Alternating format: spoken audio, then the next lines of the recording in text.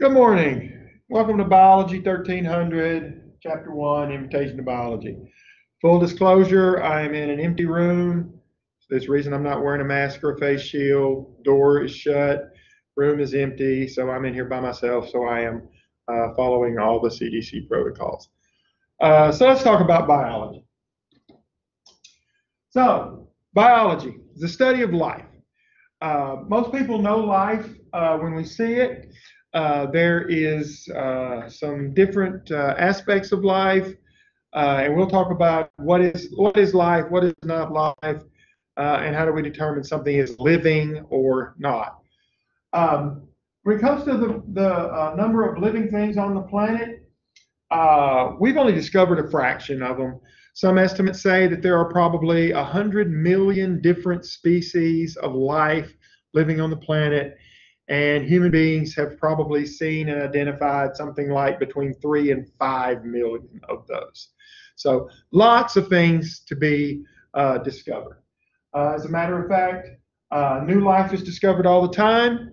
When I was working over at UALR, we had a professor over there who had spent some time in the Amazon during his doctoral work, and he said one of the things that they would do is they would go out, place tarps on the ground under a tree, spray insecticide up into the tree, and then all the bugs that would die, they would fall down on the tarps. They would collect all those bugs. They would take them back into the camps and spend the next several weeks at night categorizing those things. And on each tree, they would find 3 or 4 insects or some other small living creature that science had never before identified. So new life discovered all the time. An example of where a very fertile ground for new life are the Fosia Mountains in New Guinea. Part of the reason that that so much new life is being found there is this is an area that is very unexplored, excuse me, in today's world. Again, there are some areas of the planet, the Amazon, and some other areas that are much unexplored.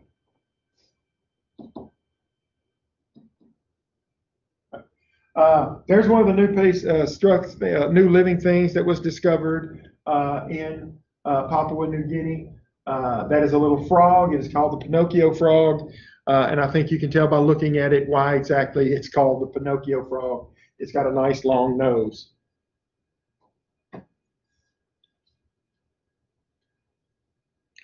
Let me turn my mouse around so I can click the right button. All right, so living and non-living things are made up of atoms. Atoms are the fundamental building block of all living things. You take a couple of atoms and put them together, and you make something called a molecule. A molecule is a compound. A molecule of a compound has some unique qualities, and those are the way things interact with one another. You put several molecules together, you make a cell. You put several cells together, you make an organism, and ultimately it is the organism that is the living thing. Yes, there are one-celled organisms that do in fact reach the category of being living things, and again, the cell is the thing that can be the smallest thing that can be considered living. You get a bunch of species living in a given area. We call that a population. We're familiar with population. We talk about populations when it comes to the number of humans living in a certain place. You can also talk about populations in the number of different things. So in everyday language, a population talks about numbers of people.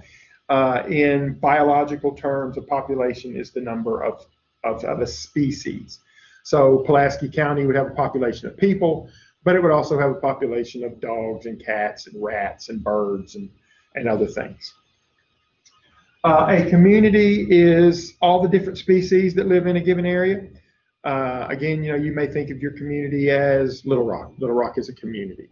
And when we think about that, we think about the community as the people that live there. Excuse me. But biologically, a community is all the different species. So the community would be made up of the people, the dogs, the cats, the bats, the rats, etc. An ecosystem is the way a community interacts with its environment. Generally, we think of ecosystems as those large geographic areas that all have a very similar climate. If you go to the North Pole, you have the Arctic ecosystem. You come just a little bit south, where you've got the low-lying grasses and scrubs, but very few trees, and the ground stays frozen most of the time. It's called the tundra. You go out to Arizona and New Mexico, you see a desert. You go to the Pacific Northwest, and you see a temperate rainforest where it rains all the time. You go to Arkansas, and Arkansas is technically part of the eastern deciduous hardwood forest. I jokingly say most of the deciduous hardwood forests have been cut down in the eastern deciduous hardwood forest, and they've been replaced by pine trees, and a pine tree is neither deciduous nor a hardwood. But we are still considered the eastern deciduous hardwood forest. And deciduous, those are the trees that lose their leaves in the winter. You put a bunch of ecosystems together, you take all the ecosystems together and you lump them together, and you form the biosphere upon which we live. And the biosphere upon which we live is in fact Earth. This is just a nice pictorial demonstration. Again, I'm sorry the slide goes off the side of the screen here. But one, you can't hardly see it, but there's a little red dot right here which represents the atom. Then you have a red dot and two sort of cream-colored dots. I'm sure that's supposed to be an oxygen and two hydrogens to make water. Then we go from a molecule to a cell, from a cell to an organism, from an organism to a population, from a population to a community, from a community to an ecosystem, and from an ecosystem, and there's the margin of the Earth, and the Earth is the biosphere.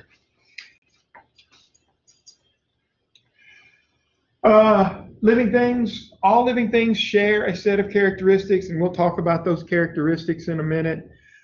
Basically, all living things have to gather energy and use it.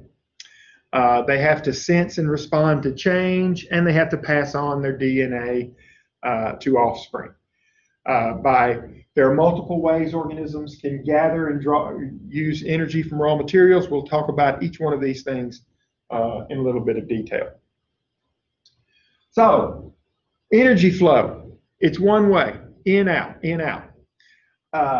Energy is the capacity to do work. That is, on your first test, I promise you, on the first test, one question will be, what is the definition of energy? In some shape, form, or fashion, you will see that question. And all you need to be able to tell me is energy is the capacity to do work. It takes energy to do anything. A nutrient, and we talk about nutrients. If you take a nutrition class, you'll talk about nutrients. If you try to lose weight, you talk about nutrients all the time. Well, what a nutrient is a substance necessary for survival that you cannot make yourself. So anything that you need to have in your diet or to have that you can't make yourself is a nutrient. And folks, you and I don't have the capability to make much of anything. We can make a little bit of vitamin D, we can make a little bit of vitamin A, but the rest of everything we need, we've got to bring in from the outside. That is the gathering or the acquisition of energy. Where does energy come from? Textbooks tend to separate things into either 2 or 3 categories. I teach 2 different biology classes on this campus. I teach the biology for non-majors, and I teach the biology for majors. This one is the biology for non-majors. So you want to make sure, I need to make sure that I keep up with which class I'm lecturing so I don't mess you up, because the textbooks are a little bit different. I wish textbook companies would get more consistent in the way they do this, but they don't. So, but your textbooks basically divides energy acquisition into 2 forms. Organisms are either producers or they are consumers. A producer is an organism that has the ability to make what they need. Classic example of a producer is a plant. You take a plant out into the world, you put it in the ground, it sends its roots out, it puts leaves on, the sun shines on the leaves. As long as there's water, oxygen, and sufficient minerals in the soil, that plant can make everything it needs to survive. It can make the things it needs to grow bigger. It can make the things it needs to produce its fruit.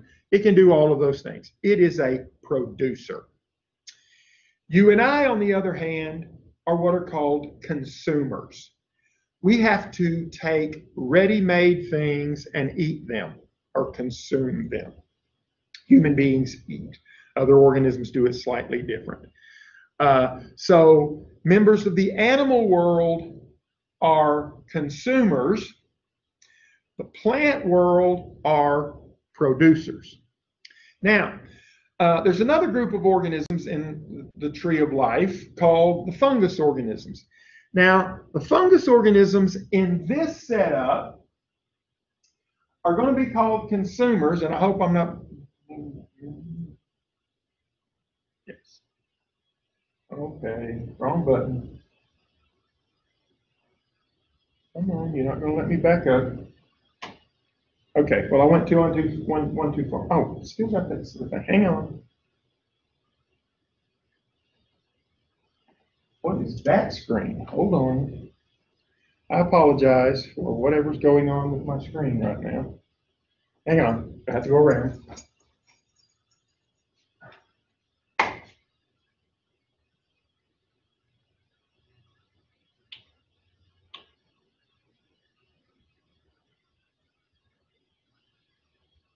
Okay, now I think I'm back to where I want to be. I apologize for that. No, that's not where I want to be either. Now I'm back to where I want to be. Again, apologies.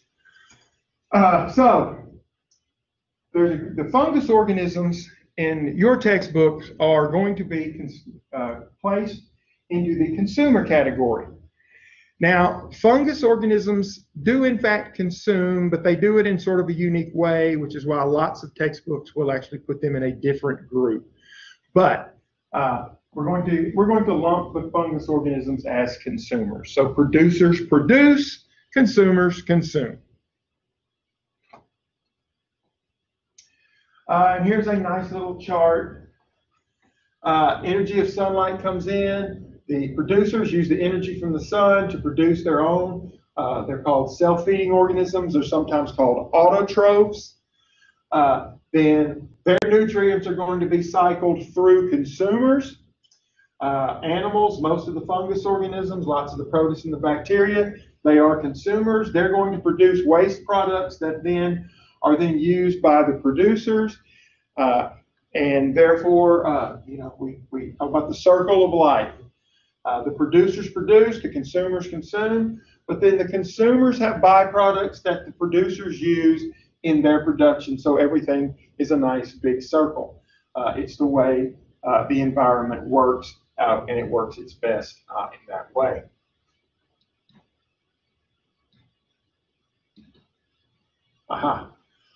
Organisms sit and respond to change inside and outside their bodies.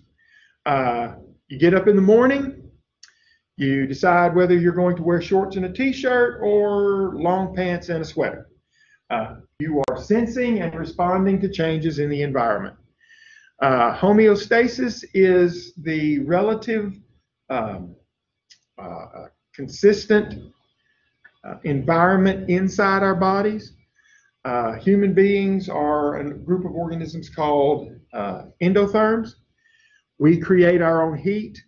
So inside my body is 98.6 degrees Fahrenheit, 37 degrees Celsius, and it's going to be that temperature whether I'm standing in this air-conditioned room or I'm outside in the cold. Now, my surface temperature may be slightly more or less than that, but my core body temperature, the temperature inside, the internal environment, is going to be relatively the same. Sorry about that. So homeostasis is the process by which organism keeps its internal conditions within a range that favors survival by sensing and responding to change. Again, our bodies have the ability to change. We have systems in place that if our temperature goes up, if our body's working correctly, we can then lower that temperature. If our blood pressure goes up, we can lower our blood pressure. If our blood sugar goes up, we can lower it. All of those things are involved in homeostasis. There's a picture of a nice little baby orangutan. You see one of the keepers is rubbing their knuckles on the baby's chest. That's one of the things we do to babies to check their stimuli when they're very, very young. You rub their chest and you look for certain reactions, and that lets us know when a baby is first born. For instance, there's something called an APGAR score, and that's one of the things they'll do. They'll rub the baby to see if in fact the child will respond the way it is supposed to respond. And I'm going to hold that because it's going to ring again in just a second. I apologize for that. But this little orang, you see, the keeper is rubbing its chest and it's giggling and laughing and showing all the proper responses for a baby of that age. Organisms grow, develop, and reproduce.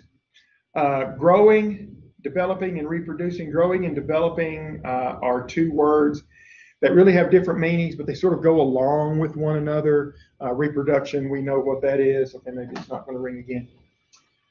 Growth is defined as the increase, an overall increase in size or number of cells. Development is what happens between the first cell and death. And reproduction is, well, the process of reproducing a new individual. Growing, I have a 2-year-old, 27-month-old almost daughter that we've adopted. And we brought her home from the hospital when she was 12 days old. She was about this long, and she weighed a little over 5 pounds. She's now about this long, or, well, you can't see me, this tall. She's about 34 inches tall, almost 3 feet tall. And she weighs about 27, 28, 29 pounds. So she has grown significantly in 2 years and 3 months. So her size has increased, her volume has increased, and her number of cells obviously has increased. But she's also developed in that time. When babies are first born, they don't see very well, they don't hear very well, they can't control their limbs very well. And so during that 2 years and 3 months that Lindy has been living with me and playing and loving and all that kinds of stuff, she's developed significantly. She's learned to roll over, then she learned to sit up, then she learned to crawl, she learned to walk, she's learned to run, now she has learned to climb. And for those of you with children, you know how fun it gets to be when the 2-year-old or the 24-month-old, 26, 27-month-old is now climbing, because when they first start to walk and toddle and they stand a distance away and they can see, I'm placing an eraser right next to the edge of the table.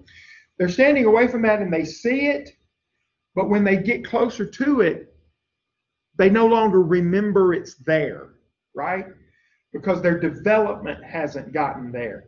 Well, Lindy's at the age now where she can stand back and she can see my cell phone sitting on the edge of the nightstand or on the edge of the dresser, and she can walk up to it, and she knows, because she's developed, she knows it's still there, so she can reach up and grab it and then start punching buttons, and she can call my boss 15 times over the Christmas holidays, because I leave my cell phone laying around, or my mobile phone, whatever we're calling these things, smartphone, whatever we're calling these things nowadays.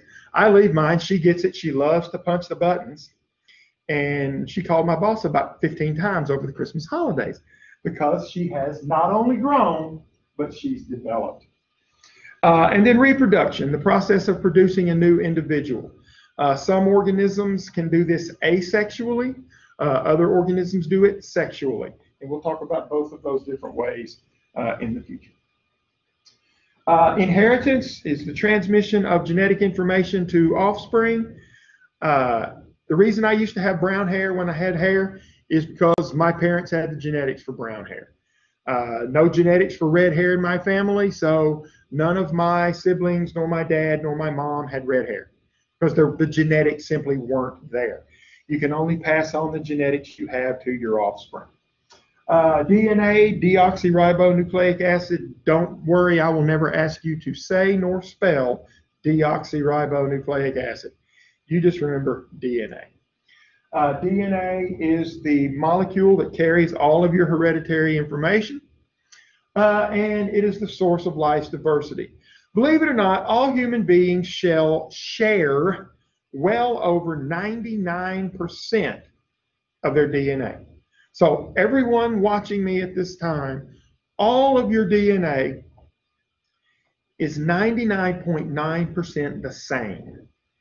It is that 0.1, and actually it's less than 0.1% of your DNA that's different that causes the vast number of differences we see in human beings. Living things show or differ in very observable characteristics. We have different classification schemes, and we'll talk about those in a minute, but that we use them to organize the things that we see and understand about the Earth's structure. Biodiversity is the scope of diversity among living things. There are areas of the world that are very biodiverse, have lots and lots and lots and lots of different types of living things living there. There are other areas of planet Earth that aren't very biodiverse at all, that may only have a few hundred, maybe not even that many different species living there, where there are other areas that have tens of thousands of different, and that is the biodiversity. We base organisms today based on their nuclear DNA. We look at the nuclear DNA of an organism, and we look at it. We compare it to another organism. The more closely they are related, the more closely, or the more similar those two DNA strands are. Let me say it that way. The more closely related those organisms are.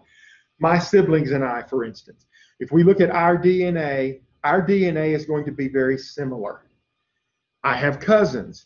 When we look at our DNA compared to those, there are going to be a lot of similarities, but my and my siblings' DNA is going to be more similar than our cousins would be to ours. If that makes sense.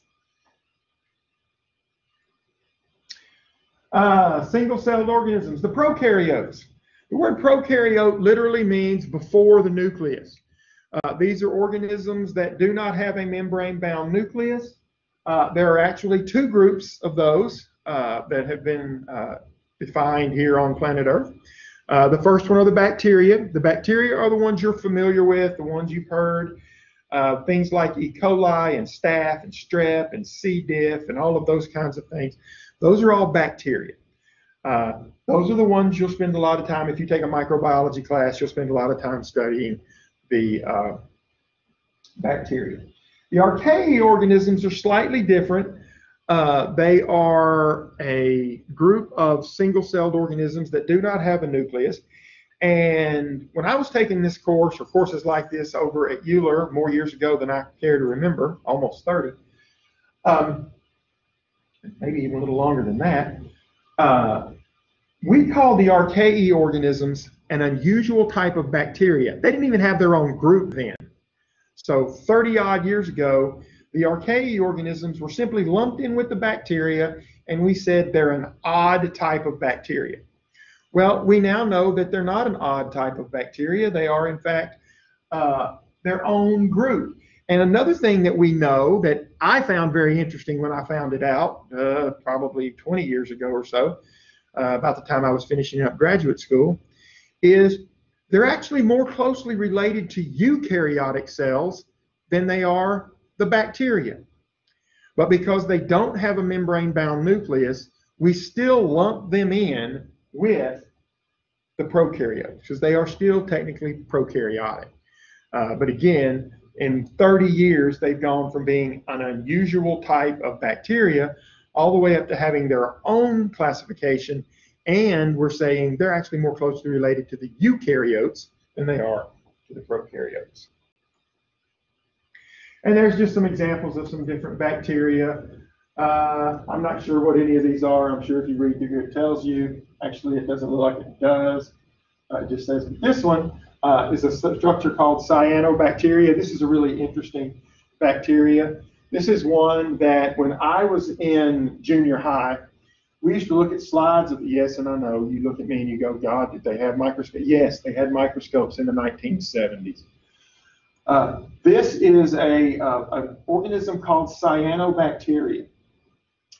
When I was looking at this in the 1970s through a microscope, it was called blue-green algae, because the idea was it was so large that it couldn't be, even though it was microscopic, it was still very large, so it couldn't be a bacteria. It was too big to be a bacteria, so it had to be an algae.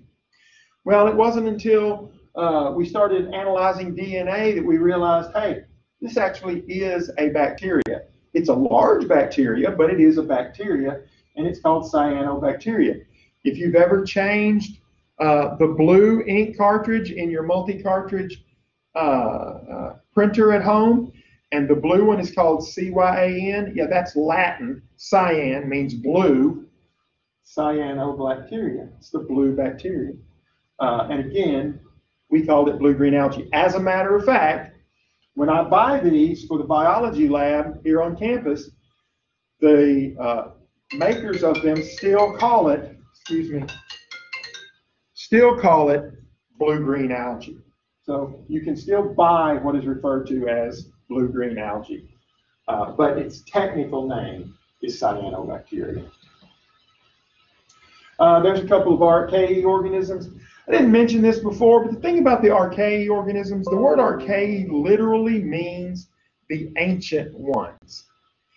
And these organisms live in very extreme environments. They live in places where other bacteria, or where the bacteria, and actually where most anything else would not be able to survive. They live in hot springs where the water is very, very hot. They live in areas where the pH is very high. They live in areas where the pH is very low. They live in areas where the salt content is really, really high. So they live in these very extreme environments. Some textbooks refer to them as extremophiles because they live in these areas of very, very extreme conditions. The eukaryotes, the word eukaryote means true nucleus. So these are organisms that actually do, in fact, have a true nucleus. 4 groups found within the eukaryotes. The protist organisms, we'll have a whole chapter later on about protists. These are the simplest eukaryotes. They have the greatest diversity. There's thousands and thousands and thousands and thousands of different kinds of these. I should have known growing up that I was going to be doing something like this or something in the scientific field. When we'd go on field trips, or we'd go, the family would go here and there. All the other kids would be playing on the playground, in the playgrounds, on the swings and the slides and all that kind of mess. I would be down at the pond with a jar, picking up water samples and looking at it and looking at all the little things swimming around in the water. Well, all those little things swimming around in the water mostly are protist organisms, and that's what I did. I would much rather do that than go around and climb some monkey bars. I don't think they have monkey bars anymore. I think they're illegal. But you don't know what monkey bars are, and you said it don't matter. I didn't want to swing on a swing or slide on a slide. I wanted to go catch frogs and whatnot. I was always outside, unless there was a baseball game going on. If somebody wanted to play baseball, I was willing to do that. The fungus organisms, the most common fungus that everybody remembers and understands is the mushroom. Mushrooms are funguses. Funguses are all eukaryotic, but they're kind of interesting. Protist organisms, for the most part, are single-celled organisms. There are a few multi-celled protists, but most of them are single-celled. Funguses, there are also multi-celled and single-celled. Darn. Excuse me. I didn't say a bad word. Eukaryotic consumers that break down food externally. The fungus organisms are things that play a role in breaking down and decomposing things. That's why some textbooks refer to them as decomposers rather than consumers. Plants, we all know about plants, usually multicellular. They all produce their own food by photosynthesis, so they are all photosynthetic. And then finally, animals, multicell consumers that ingest food or juices of other organisms. Hang on just a moment.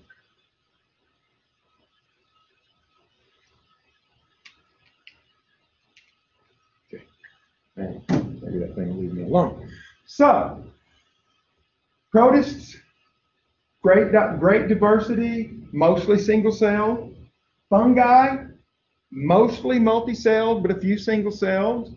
Plant, again, usually multi-celled, and animals are all multi-celled. So that's the 4 groups of life on planet Earth. And there are just some pictures, some examples of each one. This is actually a protist organism called kelp, which is actually kind of interesting. It's a type of algae. It is one of the multi-celled structures, and it can actually get to be 30 or 40 meters long, which is, 120 feet or so. These are some other examples of protists. These are some funguses. That's an animal right there. That's a lady eating a McDonald's quarter pounder with cheese, it looks like. Some other animals. There's an insect of some sort. There's a little shrew or something. That's a plant. That's a plant. That looks like a fern of some sort. But all of those things, different types of life. So, I said a population was the number of a species living in an area. So what is a species? Well, a species is a unique kind of organism, and sometimes it is really hard to set a firm definition on what a species is.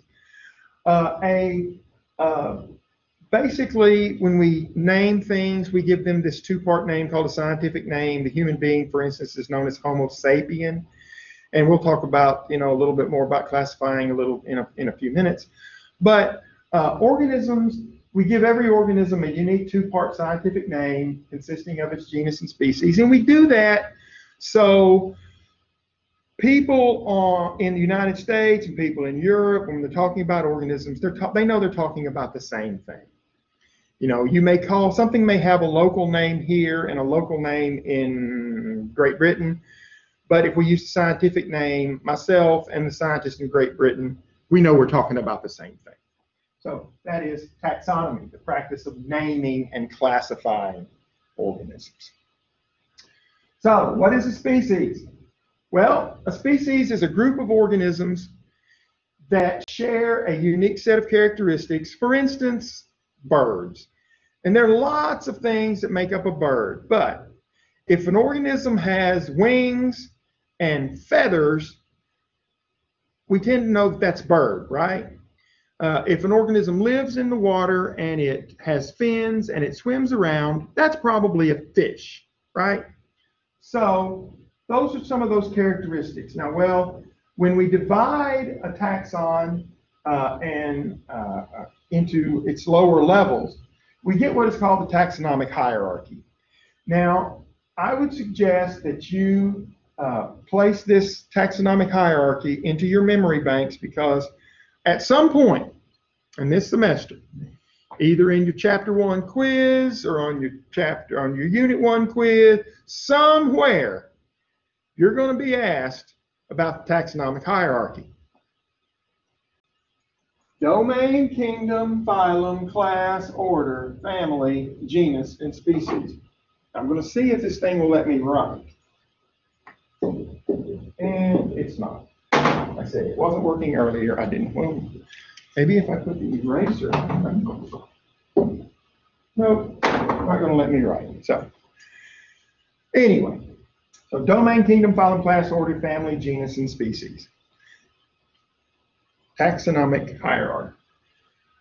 This is the 2 classification systems that your textbook recognizes. There are others. One of the problems with taxonomy today is, as our ability to analyze DNA gets better and better. Things start to become, some areas start to become more clear, some areas start to become more clouded.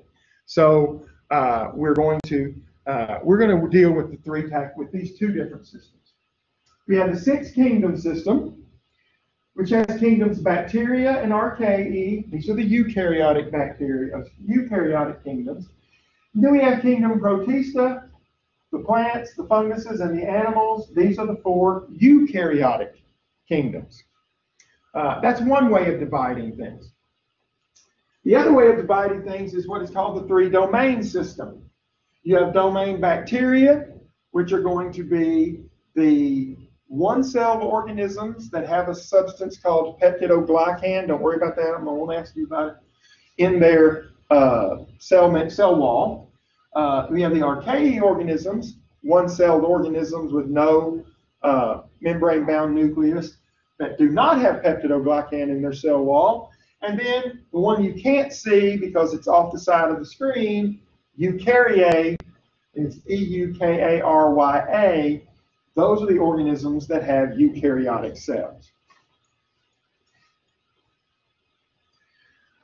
So how do we decide if similar looking things are the same species or different species? Well, there was a biologist named Ernst Mayr, German gentleman, I believe, who said many years ago that a species is one or more groups of individuals that potentially can interbreed, produce fertile offspring, and do not interbreed with other groups. In other words, if you got two creatures and they can come together, do what it takes to make a baby, that baby is born, baby grows up, and that baby can make a baby, then these two things were the same species. Make sense? If this thing and this thing come together, do what it takes to make a baby, and they can't make a baby, or they make a baby, the baby grows up, but the baby can't make a baby, then they're not the same species. Now, there are closely related species that can interbreed and make babies, but the babies are sterile. Classic example of that is the mule. Excuse me. Everybody's heard of a mule. How do you get a mule? Well, you have to have a donkey and a horse. Two different species of animal, closely related, but different species. But they can interbreed and make a baby, the mule. The mule, the reason it was invented, the reason man started making mules is the donkey is a small animal, can carry a small load, but it's got a lot of endurance and it's really strong pound for pound. Horse, on the other hand, can carry a bigger load, but it can't carry a bigger load very long, and they're not as strong pound for pound as the donkey is. So man got together and said, hey, wonder if we crossbred the donkey and the horse, and we get all these good qualities of the donkey and the size of the horse, and make this new creature, which we did, which is called a mule. And lo and behold, human beings have been using mules for hundreds, if not thousands of years. But if you use a mule and your mule gets old, what do you have to do? You can't just take your mule down and find a, take a girl mule and find a boy mule and make a bunch of new mules. It doesn't work. You got to find somebody who actually makes, has donkeys and horses and get you another mule that way. So Ernst Mayr and the biological species concept. Potentially interbreeding.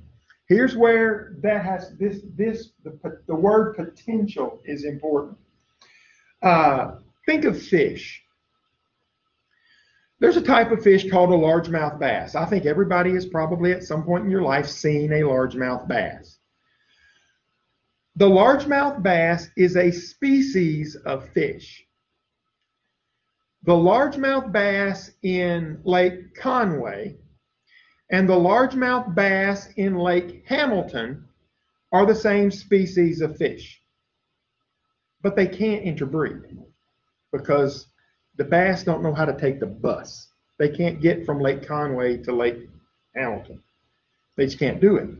But if a biologist goes out and catches a bunch of Lake Conway bass and scoops them up and takes them and dumps them into Lake Hamilton, I guarantee you before long they'll be mating. They'll be breeding with the locals.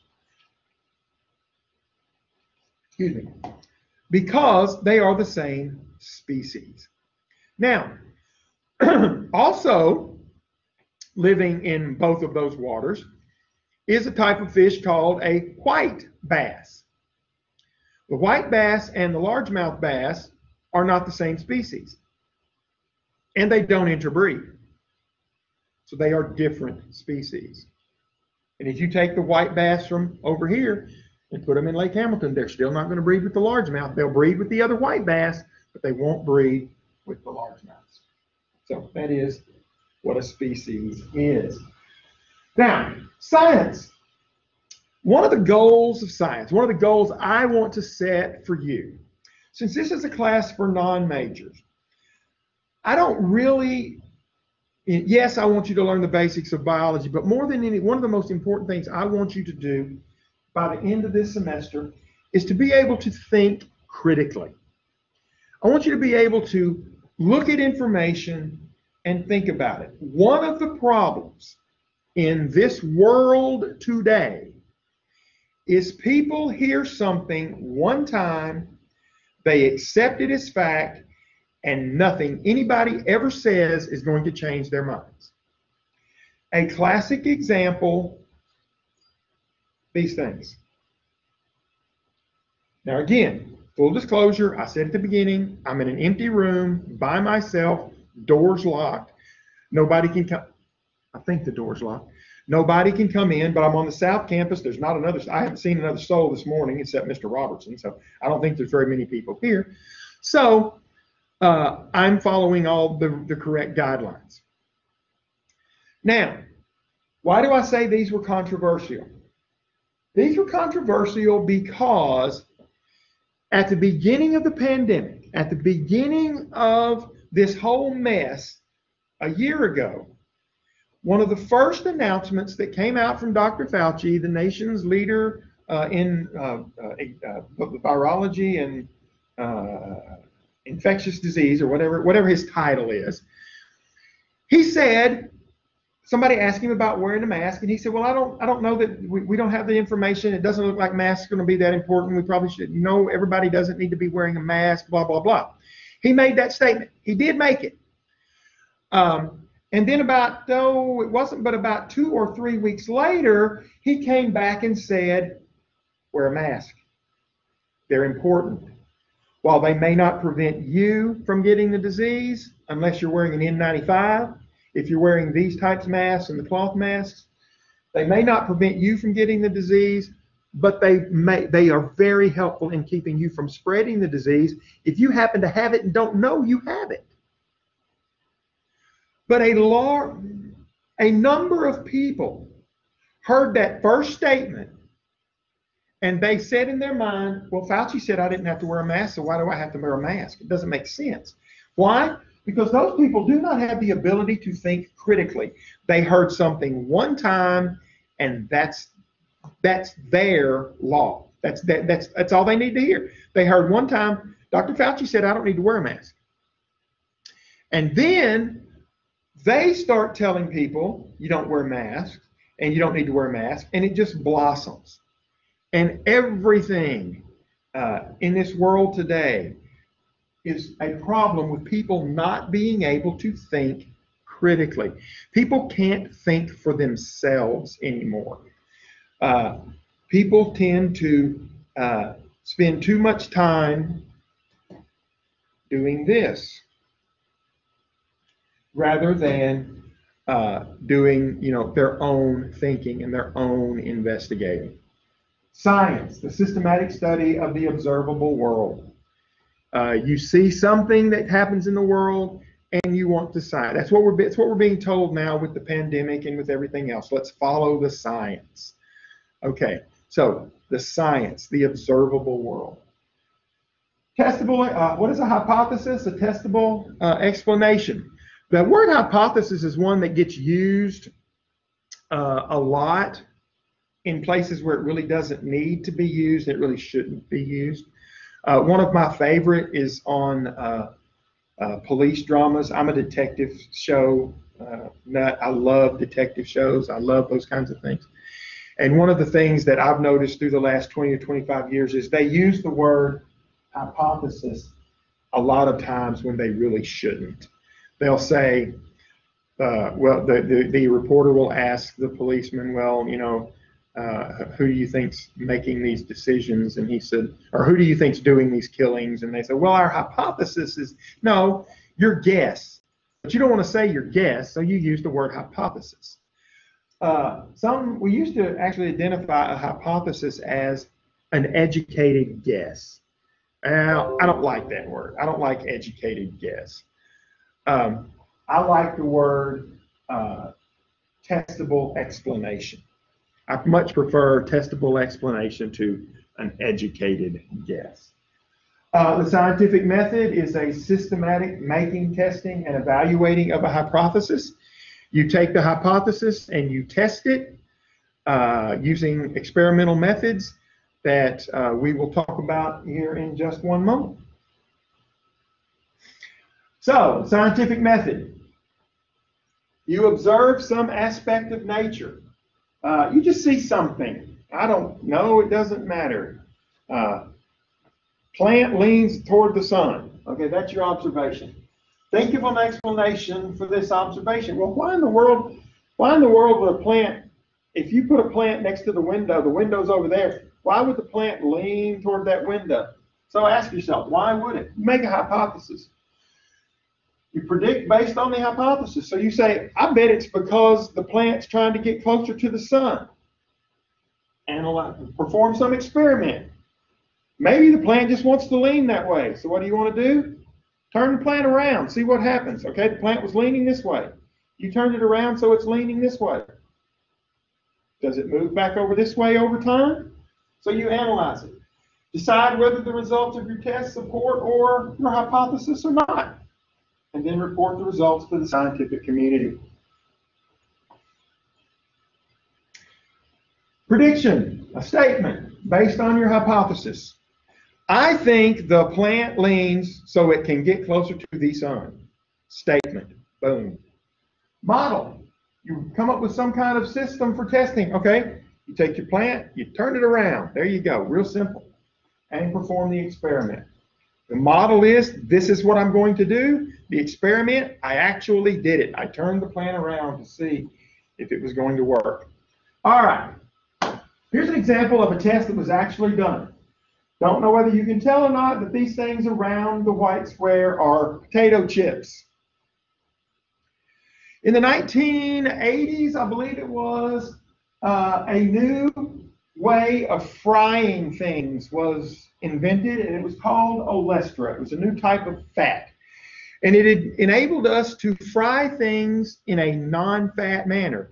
You could produce non-fat potato chips because this is an oil our body cannot process. So we get no fat from this olestra because our body can't process it. So we have olestra. But it was reported when these chips first came out and we first started using olestra, people started complaining of abdominal cramps. And so we said, okay, was the olestra chips causing the abdominal cramp? That was the observation. So the prediction was that people who eat potato chips made with olestra will be more likely to get intestinal cramps than those who eat potato chips made without olestra. So I took a couple of groups of people. One group ate regular potato chips. Another group ate the experimental chips made with olestra. And of the 529 people who ate regular potato chips, 93% of them reported intestinal cramps, about 17.6% of them. Of the 563 people who ate potato chips, so right now, if you just make a quick look at the numbers, you see something funny. You had more people eat the olestra, but you had less people get the cramps, 15.8%. So the conclusion, percentage are approximately equal, so people who eat potato chips made with olestra are just as likely to get intestinal cramps as those who eat potato chips made without olestra. Therefore, the results do not support the hypothesis. The untold story here is that these people in these control groups, their portion was controlled. They were given, on the back of the bag where it says a serving is 17 chips or whatever it is, they were actually given that many chips. It was discovered later that if you overate this stuff, it did in fact, the number went up significantly if you ate more than the recommended serving. A variable is a characteristic that differs among individuals over time. When you set up an experiment, the thing you can manipulate in that experiment is called the variable. The experimental group, that's the one that is being tested. Think about drug tests. When you have a drug test, you have an experimental group. That's the group that's going to be getting the drug. You have the control group. That's going to be the group that doesn't get the drug, gets the placebo. So they're getting a pill, it just doesn't have the medication in it. The data you're going to gather is going to be your test results. How many people got cramps? How many didn't? Scientists, we want to typically define experiments that yield quantitative results. Two different types of results come from experiments: quantitative and qualitative. Quantitative, think about the word quantity. Quantitative, how many, how much. Qualitative, think about the word quality. How good is it? We used to do an experiment in the biology lab where we tested for sugar. And the more sugar that was in a product we tested, we looked for a color change in a fluid. And the more sugar that was there, the darker the color change was. So that would be an example of a qualitative test. A quantitative test. It's the more that's there, the darker it's going to be. If it just changes from blue to purple, that's qualitative. Quantitative is if it has a rainbow effect or a multiple different errors. Sampling error. Sampling error occurs when you have small groups. Almost every time, when possible, large sample sizes are good. And I believe the next slide is going to be somebody picking beans. Yeah, this is a young lady. She's given a jar of jelly beans. In that jelly bean jar, there are equal numbers of green and black jelly beans. She's blindfolded, and she randomly reaches in and picks out a certain number of jelly beans. She picks out, I don't know what the number said there. I'm going to say she picks out 10. She picks out 8 green ones and 2 black ones. Based on that, the proportions of jelly beans in that jar are 80% green and 20% black. But I just told you the jar had equal numbers of jelly beans. That's sampling error. If she put all of those jelly beans back in the jar and started again, and this time instead of picking out 10 beans, she picked out 100 beans, I guarantee you the number would be closer to 50-50 and not 80-20. It might not be 50-50. It might be, she got 100, it may be 55-45. It might even be 60-40, but it's not going to be 80-20. That's sampling error. And sampling error tends to occur when we have small sample sizes. Probability is the measure expressed in a percentage. Excuse me. What is the probability something's going to happen? Probability is the percentage. Statistical significance is how significant is a difference. And all experiments have a built-in what is called a margin of error. If you're a fan of politics and you watch the polls leading up to any election, they will say that candidate A has 53% and candidate B has 47% with a plus or minus of 3%. Well, that race is basically a dead heat. If you give 3% to the low guy and take 3% away from the high guy, they both have 50%. So what is the statistical significance of your data? Theories, again, a hypothesis that's been tested and not disproven over many years of rigorous testing can be called a theory. That's why we call it the theory of evolution. If I take this package of white and I drop it, falls down. That's the law of gravity. We don't refer to it as the theory of gravity. Gravity has been consistently proven, so we've basically said, okay, we don't need to refer to gravity as a law anymore. We need to talk about theory. We don't need to talk about theories anymore. We need to talk about laws. Evolution is a changing process. It could change tomorrow. There could be a discovery made tomorrow that completely changes the idea of the theory of evolution. Right now, it's the best thing we have for explaining everything that goes on the planet. Scientific theory differs from a law. We talked about laws. Laws of thermodynamics. Heat. One of the laws of thermodynamics is every time energy is exchanged, there is a resulting amount of heat produced. If you don't believe me, here's a simple little experiment you can do. Take a nail, a good-sized nail. Don't get a little bitty nail. Get a big nail. Get a nail about this long. Get a piece of wood that you don't care about. Start with a hammer. Then you hit that nail however many times it takes for you to hit that nail and drive it all the way till it's flush with the board. And then touch the top of that nail. Don't touch it and hold your finger down there because it's going to blister you. But if you'll touch it and go, ooh, that's hot. That's because every time you exerted energy, some of that energy is lost as heat. First law of thermodynamics. Objective way of describing natural worlds. What is the scope of science?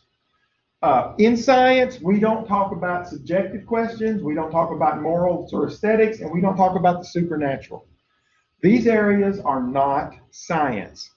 There's actually a new term come out recently called pseudoscience, where they want them to be referred to as science, so they've added that pseudo, and the word pseudo literally means fake. If you have questions, please contact me through the messaging center in the course contacts or send me an email. We will hopefully be back on campus on Monday and things will be working correctly and I can keep my computer running.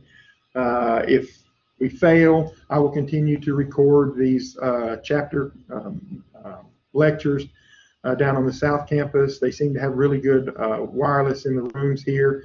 I just now have to find a cord so my my computer will last for a couple of hours so I can do 2 lectures at the same time, because right now I'm running on low battery. I'm hoping this is recording. Again, if you have any questions, send me an email. Have a good weekend. Bye-bye.